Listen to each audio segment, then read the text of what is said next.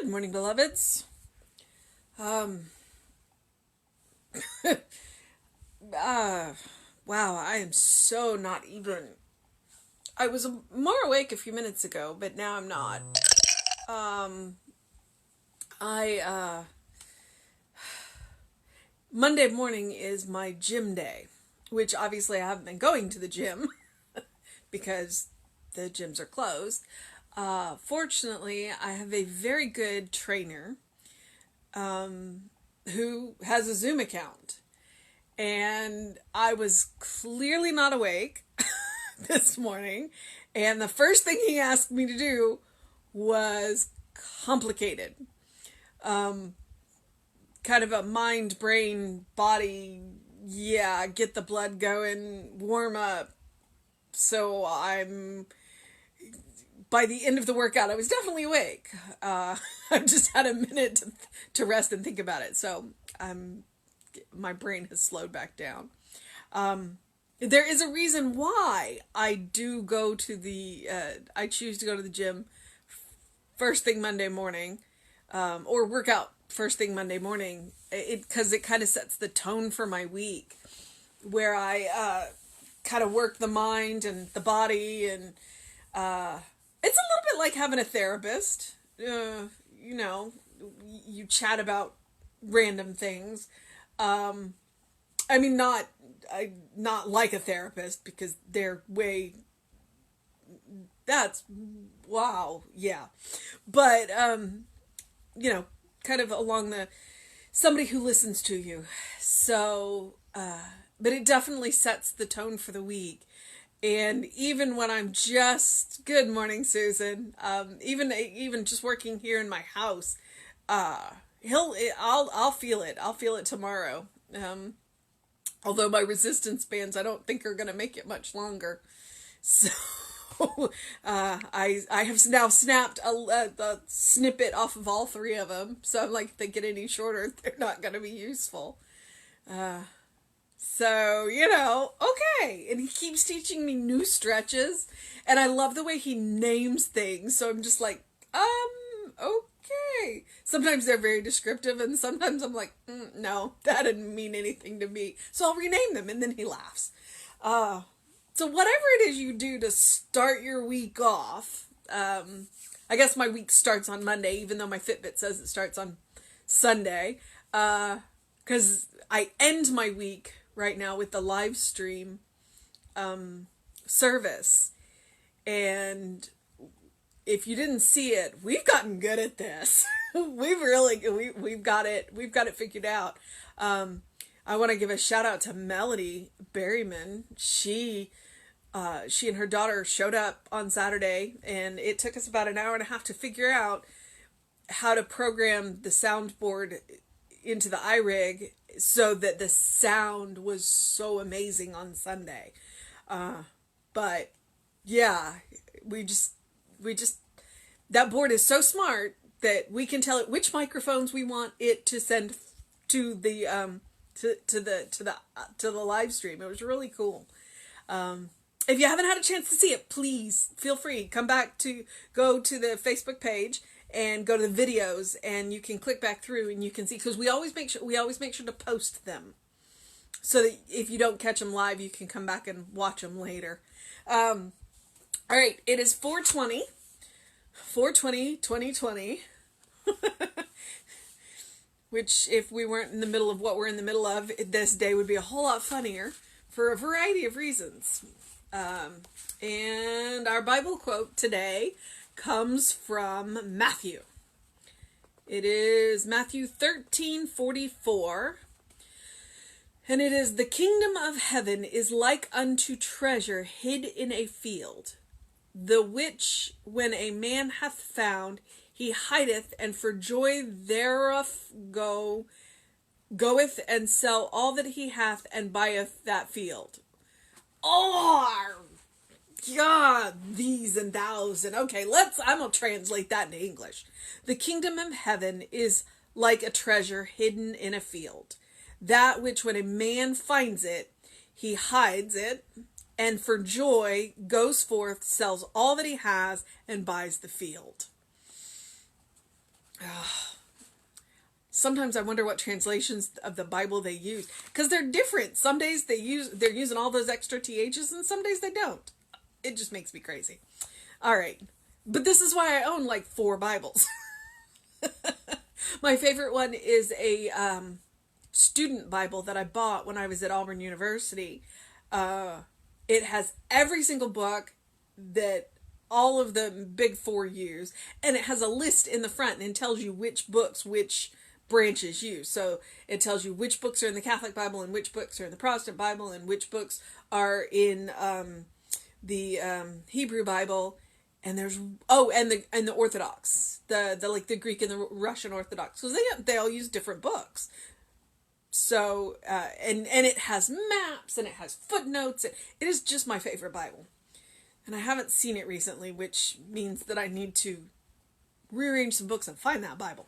All right, because right now the one that I keep finding is my least favorite, but it is what it is, right? That's why I have 4. All right, so let's see what Ernest Holmes has to say as I ramble on like a crazy person. Because I am one with God, I am one with all people. Because I am one with life, I am one with everything that lives. I feel my union with people and with nature. I feel that I belong to life. I love life, and I enter into the joy of living. I enter into companionship with others, into cooperation with them. And I know that something within me reaches out and embraces the whole world. Something within me blesses everything it touches, brings life and happiness and joy to everyone. Something in me acts as a healing balm, restoring everything to its natural and native perfection.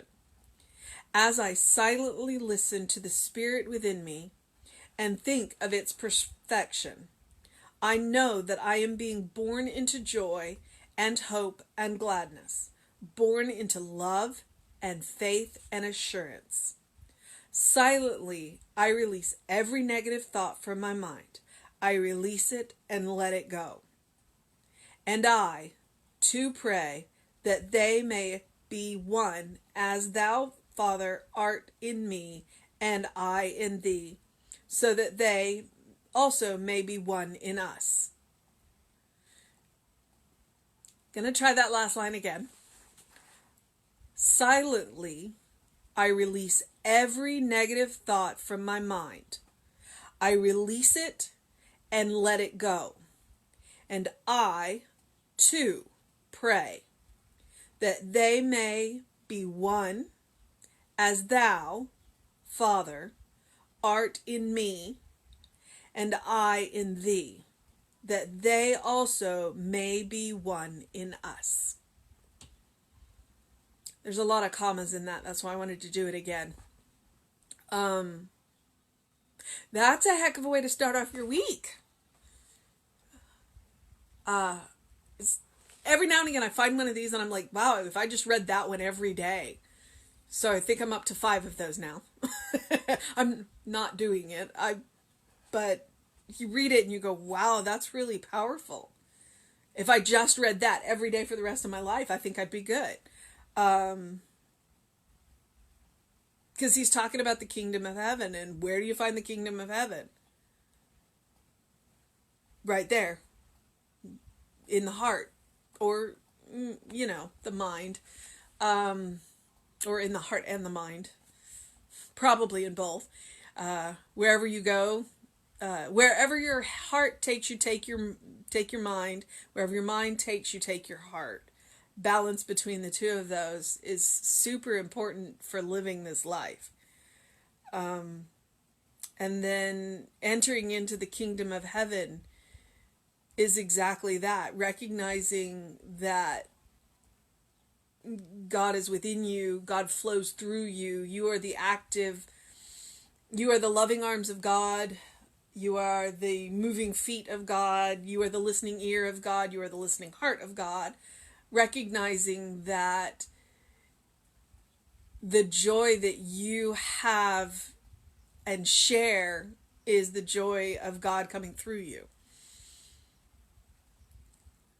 And I think that if Ernest is giving us any tasks at all, it is recognizing that we are one and praying that others can recognize it within themselves. We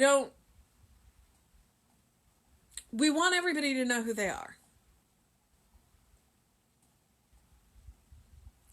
And we want everybody to recognize that they are children of God. And when people recognize that they are children of God, then they can find that place within them. They can find that kingdom within themselves. So it's not coming from a manipulative place where we say, remember who you are. It's coming from a place of joy of, we know who we are. And we want that same joy for you. So it's not hidden in a field. But you might have to sell everything that you have been told that you are to find it. And notice what I said. You have to sell everything that you have been told that you are. Because you have to find out who you are, not who other people have told you you are. And when you find out who you are, when you find out that you are that child of God, you will find that kingdom. So today, as we move into this week, whatever this week's going to look like, remember who you are.